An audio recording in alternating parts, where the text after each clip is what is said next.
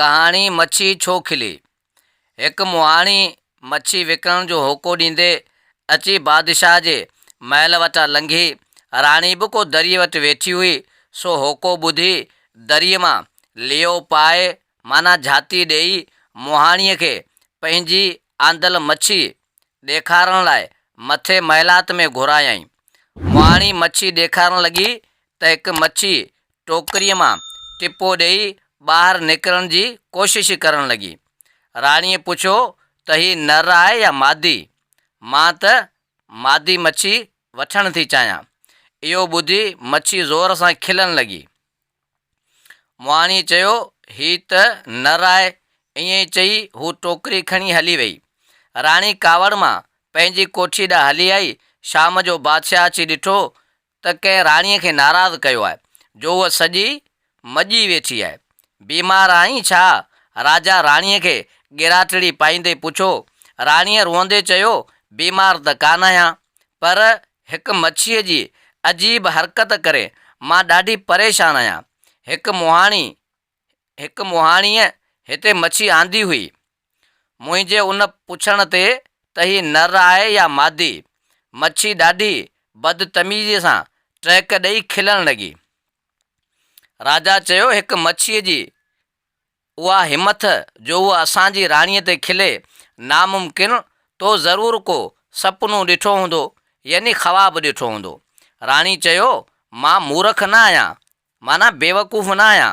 मां अखियुनि ॾिठी ऐं कननि ॿुधी ॻाल्हि करे रही आहियां। राजा चयो अजब जी ॻाल्हि आहे, त पोइ ज़रूरु ईअं ई थियो हूंदो।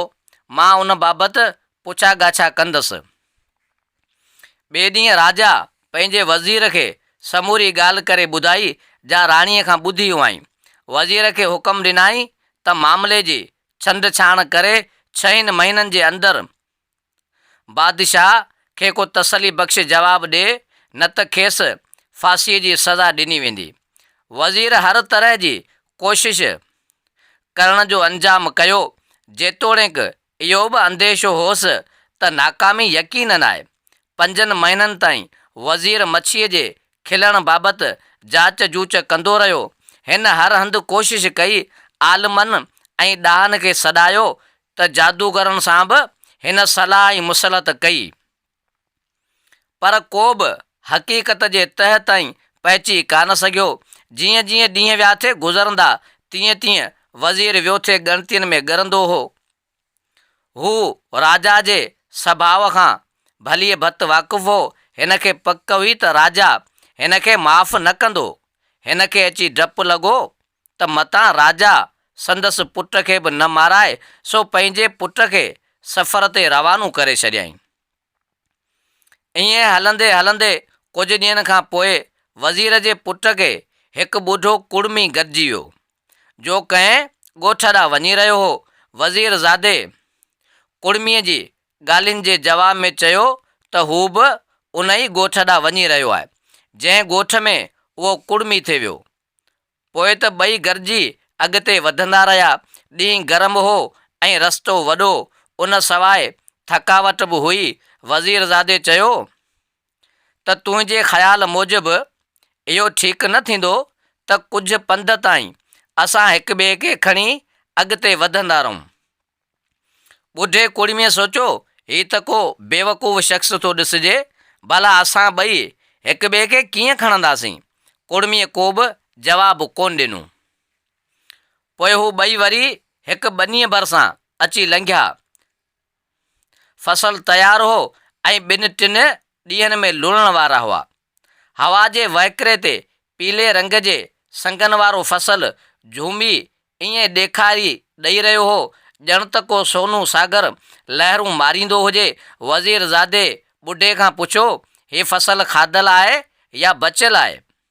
वज़ीर ज़ादे जी ॻाल्हि सम्झी न सघण करे ॿुढे कुड़मी चयो मूंखे का बि ख़बर कान्हे।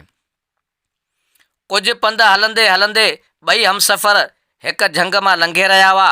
वज़ीर ज़ादे खीसे मां चाकू कढी ॿुढे खे ॾींदे चयो दोस्त ही वठि, हिन जे बदिले 2 घोड़ा वठी आ, पर ही बि खणी अचणु विसारजांइ न, छो जो ही चाकू ॾाढो क़ीमती आहे। ॿुढे तिन्ज़ भरी खिल कंदे पोइ कावड़ मां चाकू वापसि कयो। वज़ीरज़ादो चुप थी वियो। हू ॿई पंधु कंदे चङो अॻिते वधी आया हुआ। उतां ॿुढे कुड़मीअ जो घर वेझो ई हो। हू ॿई बाज़ार मां लंघे मस्जिद में विया, पर कंहिं बि हिननि जो आदर भाव कीन कयो ऐं न वरी हिननि खे कंहिं अंदरि अची वेहण जे लाइ चयो। वज़ीरज़ादे थधो साहु खणंदे चयो, केॾो न वॾो क़ब्रिस्तान आहे। ॿुढे दिलि में चयो, ख़बर ई नथी पवे त अलाए हिन जो मतिलबु छा आहे जो हेॾी सारी आबादीअ खे बि क़ब्रिस्तान थो कोठे। उतां ई यार वरी अॻिते वधिया। हिननि जी राह हिकु क़ब्रिस्तान खां ई थींदे थी वई। क़ब्रिस्तान में हिकु शख़्स हिकु क़बर ते दुआ घुरी रहियो हो ऐं मरण वारे जे नाले राहगीरनि खे मानी ॾेई रहियो हो। हिननि ॿिन्ही मुसाफ़िरनि खे बि सॾियो ऐं खेनि मानी ॾिनी। तंहिं ते वज़ीरज़ादे चयो, हे कहिड़ो न सुहिणो शहरु आहे। ॿुढे सोचियो, ही जवान सचपच को चरियो आहे। क़ब्रिस्तान खे शहर थो चवे ऐं शहर खे क़ब्रिस्तान थो चवे। ख़बर न आहे त अॻिते छा छा चवे। शायदि पाणीअ खे ज़मीन ऐं ज़मीन खे पाणी सॾे। जिते ऊंदाहि हूंदी उते रोशनी चवंदो ऐं जिते रोशनी हूंदी उनखे ऊंदाह चवंदो। पर तॾहिं बि ॿुढे ज़बान मां कुझु न ॿोलियो।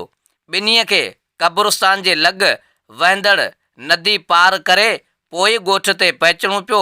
नदीअ वटि पहुचंदे ई ॿुढे जुती लाहे नदी पार कई, पर वज़ीरज़ादे जुती पियल हूंदे ई नदी पार कई। ॿुढे पंहिंजे मन में सोचियो, अहिड़ो ज़बान ऐं अमालनि सां चरियो मूं अॻु कॾहिं बि कोन ॾिठो। पर तॾहिं बि हिन पंहिंजे साथीअ खे पसंदि ई कयो। इहो सोचे त घर हली हे मुंहिंजी घरवारीअ ऐं धीअ खे काफ़ी विंदराईंदो। इहो ख़्यालु करे ॿुढे घर जे वेझो ईंदे चयसि, जेसीं जी चाही तेसीं मुंहिंजे घर में रही सघीं थो। उते तोखे कंहिं बि क़िस्म जी तकलीफ़ कान थींदी। वज़ीरज़ादे जवाबु ॾिनो, उन लाइ तव्हांजी घणी घणी महिरबानी, पर पहिरियां ई जांच करे मूंखे ॿुधाए त तुंहिंजे घर जूं कड़ियूं मज़बूत आहिनि।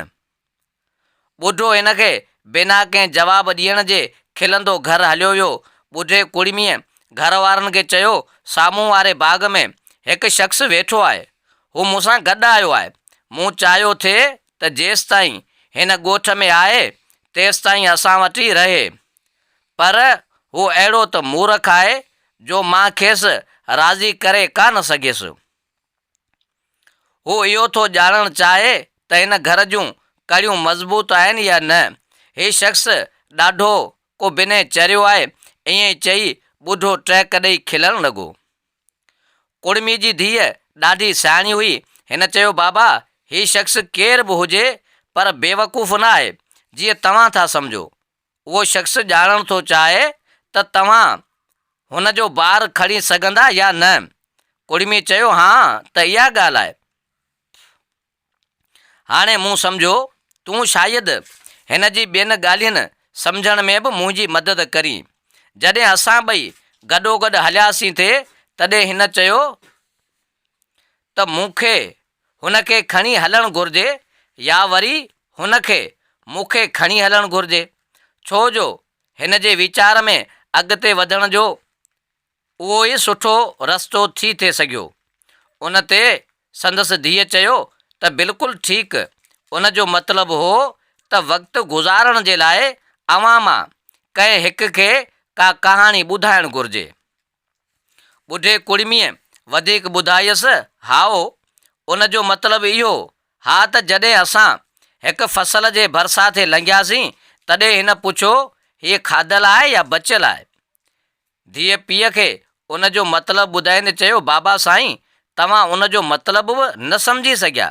हिन त फ़क़ति इहो ॼाणणु थे चाहियो त कुड़मीअ ते कर्ज़ु आहे या न, छो जो जे ॿनीअ जो मालिक कर्ज़दार आहे त ॿनीअ जी पैदाश खाधल बराबरि आहे, यानी उहा ॿनी ऐं उहो फसल कर्ज़ु पेटे ई हली वेंदी। ॿुढे कुड़मीअ चयो, बराबरि। उन बैदि हिकु झंग मां लंघण ते हिन मूंखे हिकु चाकू ॾींदे चयो, हिन जे बदिले 2 घोड़ा आणजांइ ऐं चाकू बि मोटाए खणी अचिजांइ। संदसि धीअ चयो, बाबा, रस्ते में कंहिंजी मदद लाइ 2 मज़बूत लठियूं 2 घोड़नि जे ई त बराबरि आहिनि। हिन त 2 लठियुनि कपे अचण जे लाइ ऐं चाकू ख़बरदारीअ सां रखण लाइ चयो हो। कुड़मीअ पोइ ॿुधायसि, जॾहिं असां हिकु शहर में पहुतासीं, उते असांखे को वाक़िफ़कार कोन गॾियो। वरी असां क़ब्रिस्तान जे वेझो लंघियासीं। उते किन शख़्सनि असांखे सॾे मानी ॾिनी। मुंहिंजे साथीअ शहर खे क़ब्रिस्तान ऐं क़ब्रिस्तान खे शहर सॾियो। छोकिरी ख़ुशीअ मां चयो, बिल्कुलु ठीकु। जेकॾहिं को शहर खे आबादी वारो सम्झंदो हुजे, पर उते जा रहाकू महिमान नवाज़ी छॾे मुर्दनि जीअं को आदर भाव बि न कनि, त उहो शहर क़ब्रिस्तान खां छा में बहितर सॾिबो? त उहो शहर अव्हां लाइ बराबरि क़ब्रिस्तान ई थियो ऐं क़ब्रिस्तान शहर समान, छो जो उते तव्हांखे सॼे आदर भाव करे मानी बि ॾिनऊं। ॿुढे चयो, नौजवान बराबरि सियाणो आहे। हा, त हाणे जॾहिं हेॾां घर ते आयासीं त रस्ते ते नदी पार कईसीं, लेकिन हिन बिना जुती लाहिण जे ही नदी पार कई। संदसि धीअ चयो, मां हुन जे अक़ल खे दाद थी ॾियां। हिन तेज़ वहंदड़ पाणीअ में पेर में चुभंदड़ पथरनि खां बचण लाइ जुती कान लाथी। ही तव्हांजो दोस्त ॾाढो अक़ल वारो थो ॾिसिजे। मां हुनखे ॾिसण ऐं साणसि कुझु ॻाल्हाइण थी चाहियां। कुड़मीअ चयो, ॾाढो चङो, मां हुनखे ॻोल्हे वठी थो अचां। संदसि धीअ चयो, बाबा, हिन खे चइजो त असांजूं कड़ियूं मज़बूत आहिनि, पर उनखां अॻु जेसीं हू असांजे घर अचे तेसीं मां खेसि कुझु मोकिलियां, जीअं खेसि ख़बर पवे त असां संदसि महिमानदारी चङी तरह करे था सघूं। छोकिरीअ नौकर खे सॾियो ऐं नौजवान खे हिन जे हथां मखण जो खुमरो, 12 मानियूं ऐं ॾुध जी चाॾी मोकिली। उन सां गॾु इहो बि नियापो मोकिलियो त ओ दोस्त, चंड पूरो आहे, साल में 12 महीना थींदा आहिनि ऐं नदीअ जो पाणी कना तार आहे। नौकर खे उहो नियापो ऐं माल खणी वेंदे रस्ते में पंहिंजो पुटु गॾियो। मानी ॾिसी खांसि संदसि पुटु घुरी हिन बेवकूफ़ीअ विचां हिकु मानी खेसि ॾिनी। अॻिते हलंदे हू नेठि वञी वज़ीरज़ादे सां गॾियो। हिन मानी आणे नौजवान जे अॻियां रखी ऐं कुड़मीअ जी धीअ जो ॾिनल नियापो बि खेसि ॿुधायो। वज़ीरज़ादे जवाबु मोकिलियो, चंड नओं आहे, मूंखे त साल में 11 महीना ई ॾिसण में था अचनि ऐं नदी कंहिं बि हालत में कना तार कान्हे। उन जवाब जे लफ़्ज़नि जी माना न सम्झंदे नौकर पंहिंजी मालिकाणीअ खे समूरा लफ़्ज़ जीअं जो तीअं दोहराए ॿुधाया। नौकर जी चोरीअ जो पतो पइजी वियो ऐं हिन खे सख़्तु सज़ा ॾिनी वई। कुझु देरि खां पोइ वज़ीरज़ादो ॿुढे कुड़मीअ सां गॾु घर आयो। हिन ॾांहुं ॾाढो ध्यानु ॾिनो वियो। हिन सां हर नमूने अहिड़ो त वहिंवार कयो वियो ॼणु हू कंहिं वॾे शख़्स जो पुटु हुजे। वीचारे कुड़मीअ खे हिन जी असलोकी पैदाश जी त का मालूमात हुई कान। आख़िर में वज़ीरज़ादे हिननि खे समूरे हाल अहिवाल खां वाक़ुफ़ु कयो। मच्छीअ जो खिलणु, पीउ जी फासी ऐं पंहिंजे बदकिस्मत सफ़र बाबति हाणे खेसि छा करणु घुरिजे, उन लाइ हुन सलाह घुरी। छोकिरी चयो, हिननि सभिनी तकलीफ़ुनि जी जड़ आहे मच्छीअ जो खिलणु। मच्छीअ जो खिलणु ज़ाहिर करे थो त महल में को मर्द रहे थो। वज़ीरज़ादे ख़ुशीअ विचां रड़ करे चयो, बिल्कुलु ठीकु, मुंहिंजे लाइ अञा बि वक़्तु आहे। मां मोटी वञी पंहिंजे पीउ खे अहिड़े बेइंसाफ़ीअ वारे मौत खां बचाए सघां थो। ॿिए ॾींहुं वज़ीरज़ादो पंहिंजे देस ॾांहुं मोटी आयो ऐं पाण सां गॾु कुड़मीअ जी धीअ खे बि वठी आयो।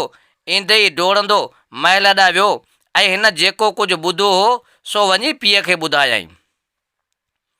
वीचारो वज़ीर जो मौत जो इंतज़ारु करे रहियो हो, तंहिंखे राजा जे साम्हूं आंदो वियो। वज़ीर राजा जे साम्हूं उहा ई ॻाल्हि दोहिराई जेका हिन पंहिंजे पुट खां ॿुधी हुई। राजा कावड़ मां चयो, नामुमकिन, इहे कॾहिं बि थी नथो सघे। वज़ीर बाअदब जवाबु ॾिनो, हुज़ूर ईअं ई आहे, मूं जो बि कुझु चयो आहे उनखे साबित करण जे लाइ बि आऊं तयारु आहियां।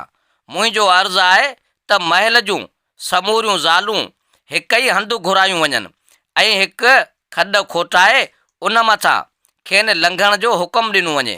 उन इम्तिहान में मर्द जो पाण ई पतो पइजी वेंदो। राजा खॾो खोटायो ऐं महल जी सभिनी ज़ालनि खे उन जे मथां टिपण जो हुकुम ॾिनो। सभिनी कोशिशि कई पर उन्हनि मां कामयाबु फ़क़ति हिकु ई वेई ऐं उहा ज़ाल मर्द निकिती। अहिड़ी तरह राजा खे बि तसली थी ऐं वफ़ादार ॿुढे वज़ीर जी बि जान बची पई। उन बैदि जल्दी वज़ीर ज़ादे जो ॿुढे कुड़मी जी धीअ सां विहांउ थियो ऐं ॾिठोसीं त काल्ह लाॾो ऐं लाॾी ॾाढो ख़ुशि हुआ।